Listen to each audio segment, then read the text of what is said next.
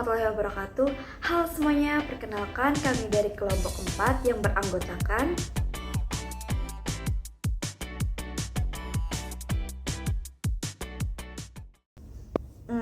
Sebelum dimulai, terlebih dahulu saya akan memberitahu tema atau judul dari kelompok kami. Di sini kami membahas tentang bab 17, tentang sewa ekonomi dan pendapatan pindahan.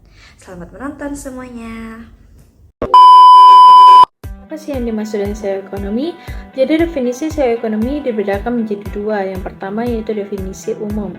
Dalam pengertian umum, sewa ekonomi adalah harga yang berwenang untuk penggunaan tanah dan faktor produksi lainnya yang jumlah penawarannya terbatas. Awalnya sewa lebih terfokus pada pembayaran petani kepada tuan tanah, namun kini pengertiannya lebih luas, mencakup pembayaran untuk faktor produksi lainnya, seperti pendapatan dari penyanyi terkenal dan pemain bola profesional. Sewa dalam pengertian ekonomi mencakup unsur-unsur yang lebih luas, termasuk bunga yang ketersediaan modal atas yang digunakan untuk membangun rumah, gedung, atau toko tersebut. Selanjutnya, definisi yang mengaitkan sewa ekonomi dengan pendapatan pindahan. Beberapa ahli ekonomi mendefinisikan sewa ekonomi sebagai bagian dari pembayaran untuk faktor produksi yang melebihi pendapatan yang akan diterima jika faktor tersebut memilih pekerjaan terbaik lainnya.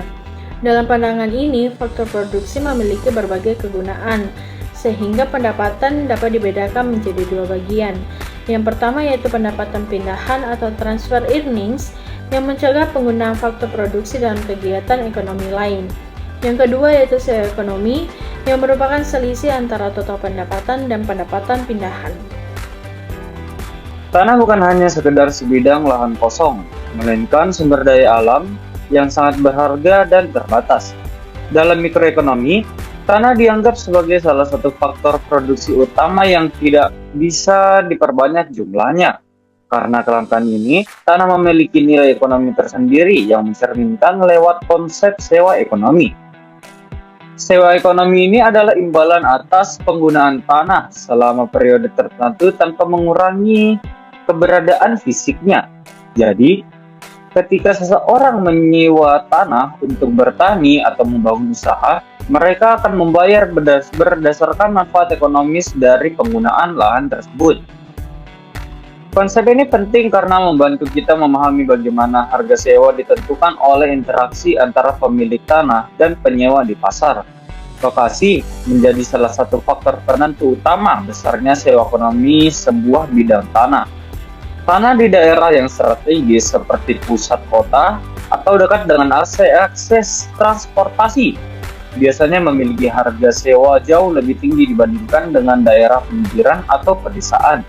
Hal ini karena lokasi strategis memberikan kemudahan akses ke pasar serta fasilitas mendukung lainnya, sehingga produktivitas lahan meningkat. Teori klasik dari Ricardo menjelaskan bahwa perbedaan kualitas dan posisi lahan menyebabkan adanya keuntungan, serta bagi pemilik lahan terbaik ini, alasannya itu mengapa harga sewanya bervariasi secara signifikan antar wilayahnya. Selain itu, kepastian hukum atas kepemilikan tanah juga sangat mempengaruhi dinamika pasar sewa secara mikroekonomi. Pemilik yang memiliki hak milik jelas cenderung lebih percaya diri untuk menyewa lahannya dengan harga wajar karena risiko sangatlah kecil. Sebaliknya, ketidakpastian hukum sering menimbulkan konflik sosial sekaligus menurunkan efisiensi alokasi sumber daya tersebut di masyarakat lokal maupun nasional. Oleh sebab itu, regulasi agraria menjadi instrumen penting agar keseimbangan antara hak pemilik dan kebutuhan penyewa dapat terjaga demi keadilan sosial sekaligus efisiensi pasar. Dari sisi penyewa pun ada pertimbangan biaya peluang modal saat memutuskan menyewa suatu bidang tanah untuk usaha atau investasi lainnya. Ketika suku bunga naik, maka biaya modal meningkat, sehingga penyewa cenderung menawar harga sewa lebih rendah kecuali jika produktivitas lahannya cukup tinggi untuk menutupi tambahan biaya tersebut. Dengan demikian, keputusan menyewa tidak hanya kondisi agar pasar modal saat itu atau saat ini menggambarkan betapa kompleksnya mekanisme penentuan harga sewa dalam perspektif mikroekonomi. Ahli-ahli ekonomi modern tidak sulit untuk memahami pendapat Ricardo mengenai tingginya sewa tanah. Menurut Ricardo, sewa tanah yang tinggi disebabkan oleh sifat penawaran tanah yang tidak elastis sempurna. Artinya, jumlah tanah yang tersedia tidak dapat ditambah ataupun dikurangi. Hal ini dapat dijelaskan pada gambar 1.1, di mana kurva SS menggambarkan penawaran tanah dan berbentuk vertikal karena pasokan tanah bersifat tetap. Ketika permintaan terhadap tanah meningkat, harga atau sewa akan naik secara signifikan karena jumlah lahan yang tersedia tidak berubah. Dengan demikian, kenaikan permintaan menyebabkan peningkatan harga sewa tanpa perubahan kuantitas lahan yang ditawarkan. Seperti yang kita lihat pada gambar 1.1, yaitu kurva penentuan sewa tanah. Karena sifat penawaran tanah yang tetap dan tidak bisa diubah, besarnya sewa tanah sepenuhnya bergantung pada permintaan terhadap tanah itu sendiri. Semakin tinggi permintaan, semakin besar pula sewa yang harus dibayarkan. Permintaan terhadap tanah ini sendiri tergantung pada besarnya permintaan barang-barang yang dapat dihasilkan dari tanah tersebut. Misalkan dalam kasus harga jagung, jika harga jagung awalnya berada pada tingkat sedang, tidak terlalu tinggi maupun rendah, keinginan petani untuk menggunakan tanah sesuai dengan kurva D0, sehingga sewa tanah berada pada tingkat R0. Namun, jika secara tiba-tiba terjadi kenaikan harga jagung yang signifikan karena peningkatan permintaan dari luar negeri, maka lebih banyak petani ingin menanam jagung, sehingga kurva permintaan atas tanah bergeser ke kanan menjadi D1. Akibatnya, sewa tanah naik dari R0 menjadi R1. Sebaliknya, jika harga jagung turun drastis, maka permintaan atas tanah juga menurun dari D0 ke D2 dan menyebabkan sewa turun dari R0 menjadi R2. Analisis sederhana ini memperkuat pandangan Ricardo bahwa besarnya sewa sangat dipengaruhi oleh perubahan permintaan terhadap produk hasil bumi yang ditanam di atas tanah tersebut.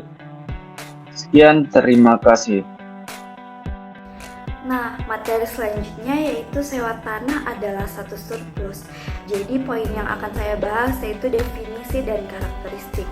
Sewa tanah atau economic rent yaitu tanah terbatas dan tidak dapat diperbanyak.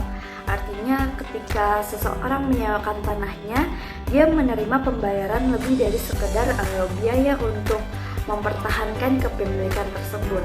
Selanjutnya yaitu mekanisme pembentukan harga.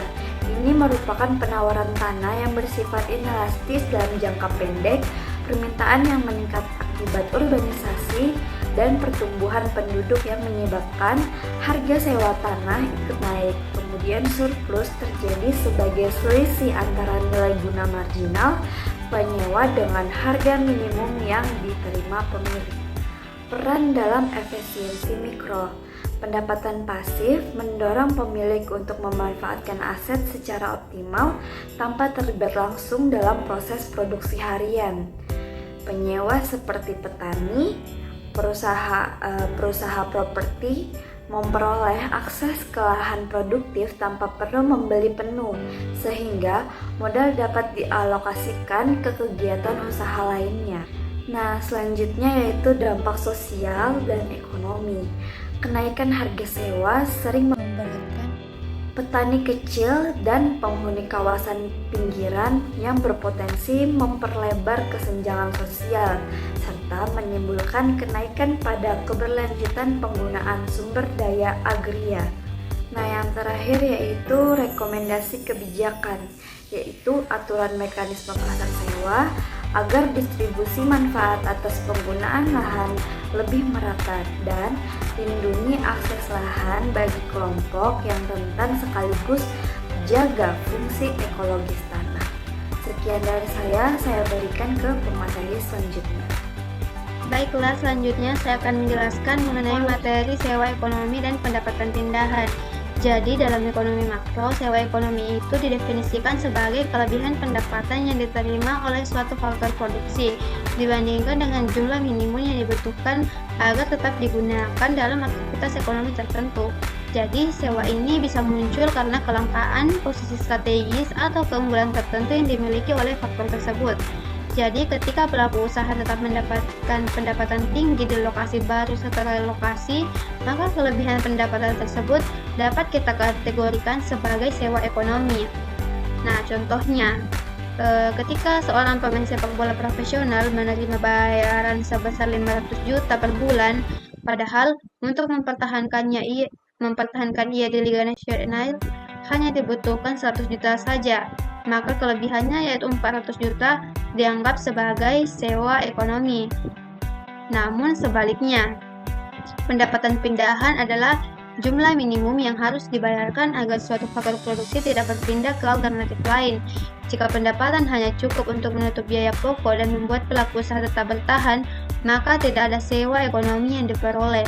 Ini yang sering terjadi dalam konteks relokasi usaha, ketika pendapatan pedagang menurun dan hanya cukup untuk menutup biaya sewa dan operasional dasar. Nah, seperti gambar kurva yang ada pada layar, kurva tersebut menggambarkan keseimbangan yang tercapai di titik E, di mana tingkat upah mencapai W dan jumlah tenaga kerja yang digunakan adalah L. Tenaga kerja L ini menerima upah W yang membuatnya bersedia untuk dipekerjakan. Dalam kondisi ini, tenaga kerja L tidak memiliki kemampuan untuk menerima sewa ekonomi. Sebelumnya, tenaga kerja yang terletak sebelum L, yaitu yang berada di antara O dan L, menghadapi bagian kurva SS yang terletak di bawah titik E, di mana kurva tersebut berada di bawah tingkat upah W. Hal ini menunjukkan bahwa tenaga kerja sebelum L bersedia untuk menerima upah yang lebih rendah dari W. Jadi semakin mendekati titik nol, semakin kecil upah yang mereka inginkan. Nah, meskipun demikian, setiap tenaga kerja tersebut akhirnya memperoleh upah sebesar W. Ya baik, jadi kesimpulan dari makalah yang telah kami buat yaitu kesimpulannya sewa ekonomi adalah pendapatan yang memperoleh suatu faktor produksi melebihi tingkat minimum yang diperlukan agar faktor tersebut tetap digunakan.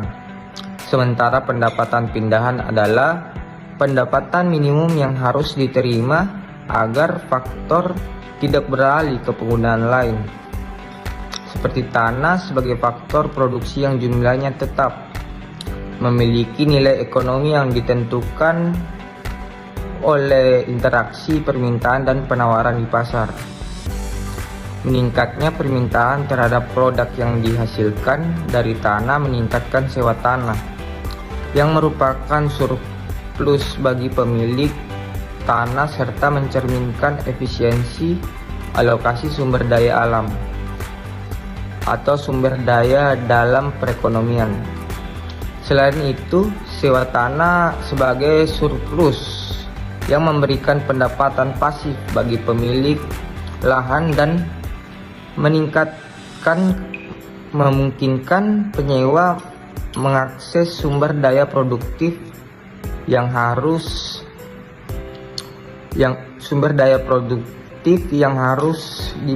dibeli atau tanpa harus membeli tanah secara penuh, sehingga modal dapat dialokasikan ke kegiatan usaha lain.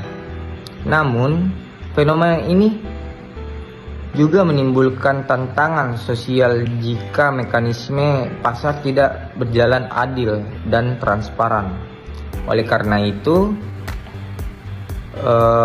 regulasi agraria menjadi krusial untuk menjaga keseimbangan antara hak pemilik dan kebutuhan penyewa demi keadilan sosial dan efisiensi pasar. Itu saja kesimpulannya. Sekian dari saya. Terima kasih.